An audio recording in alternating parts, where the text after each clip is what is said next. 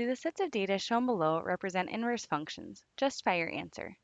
The first step is to compare the x values in the first table with the y values in the second and see if any of those are the same.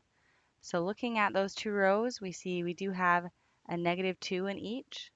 We also have a -1 in both of them.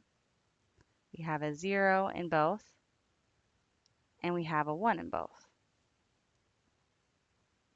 Looking at the y values compared to the x values in the second table, we're looking for the same values. The only ones we have in common are -1, 0, and 1.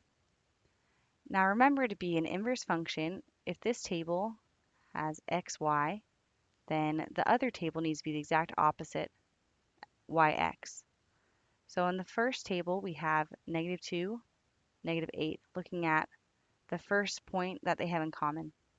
So -2 is x, so it should be switched on the other side. We do have -2 on the other side for y, but instead of -8, we see we have a 4. Now, if this was an inverse function, the -2 would match and the -8 and the 4 would match.